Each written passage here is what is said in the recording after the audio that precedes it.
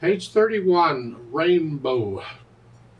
We're using our new note D in the left hand that we've been using, and now they've added in eighth notes. So they're getting a little more involved now, and the music is getting a little more complicated. Let's look it over. It's about a line and a half long, treble and bass clef, no sharps or flats in the key signature when the key is C major, 4/4 time signature. Then we got quarter notes and eighth notes and half notes and whole notes. Okay.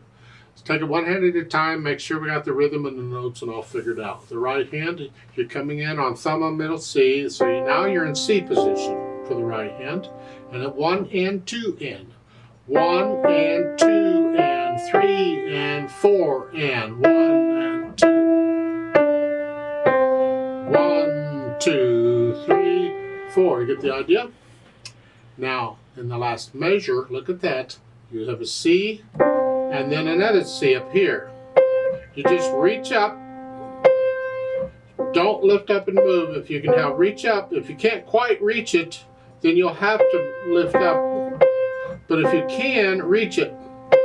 You need to develop a feel for that. When the notes are the same letter name, that happens a lot in music and piano. You want to develop a feel for that. So you want to get to where you can feel that. You may have to look down at the keyboard to find it at first. That's fine. Otherwise, you should play this without looking at the keyboard eventually. Left hand, you're starting here. So we're in C position down here. Just quarter notes. 1.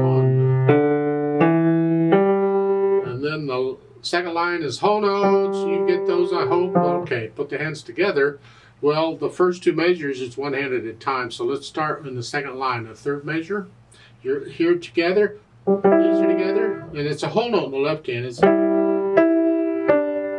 here, and then it's one hand at a time again for a little bit, and then together. And the last measure, you're here and reach up here. So you're playing these notes together at the end. Okay.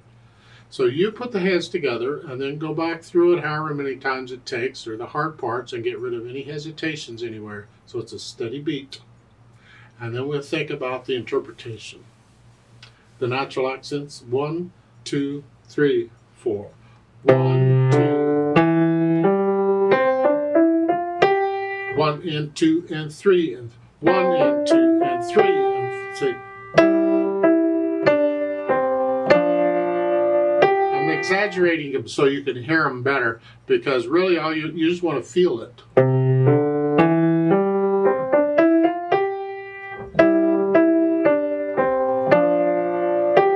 To feel these 1, 2. It's hard to hear them. You have to listen very carefully, but feel them as you play them. Then we can think about the phrasing. Well, they've given us words now, so we can follow those if we want. It's like every 2 measures or so. Can I lift up? Well, experiment. Try it and see. Does it make sense? 2 measures at a time. Lift up. Lift up. Yeah, that tends to make sense. So it's like the statement and reply thing again. Statement. Reply. Statement. Yeah, okay, so put in the phrasing and then bring out the melody. It just gets better and better, don't it? Well, it's first 2 measures, it's all melody. You don't have to worry about it. But the third measure, when the left hand has whole notes, those need to be soft. These, and then you can play out. So, then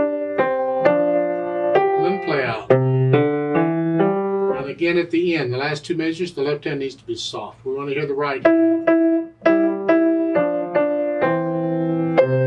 Even the last note. Now there's a different way of interpreting things.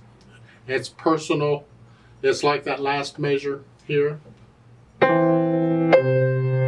They put the little line on sight to tell you to keep singing the word throughout. So sight, whatever.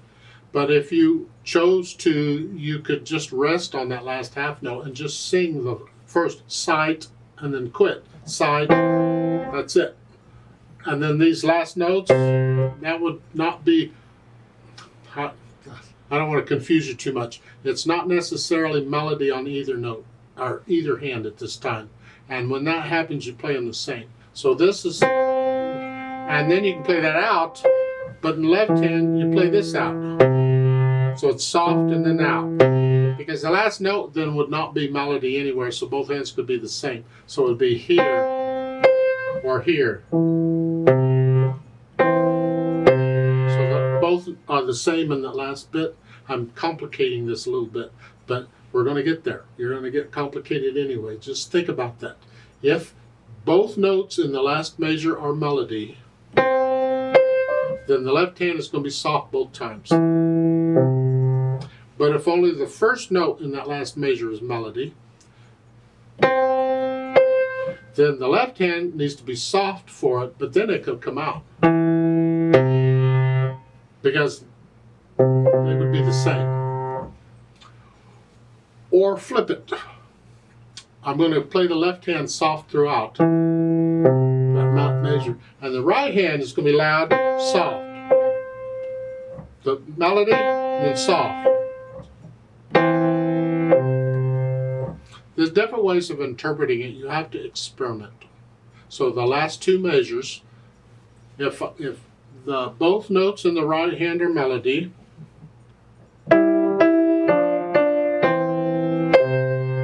the left hand stays soft throughout. If only the first beat in the right hand is melody and the last half note is accompaniment for both hands, then it's both hands are soft for the last note. Or I can make both hands loud on the last note.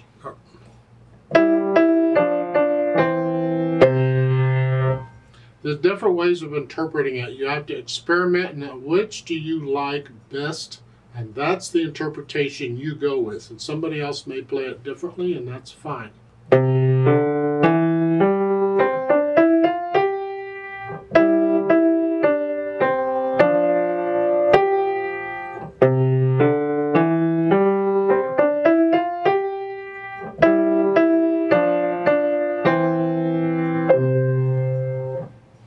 One way of interpreting it.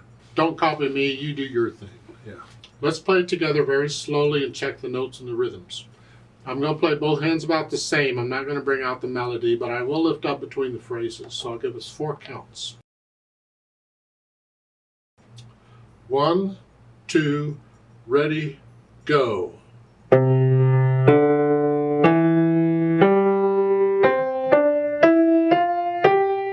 4, and.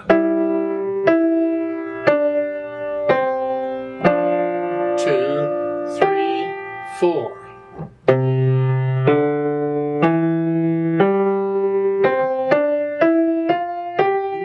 4 and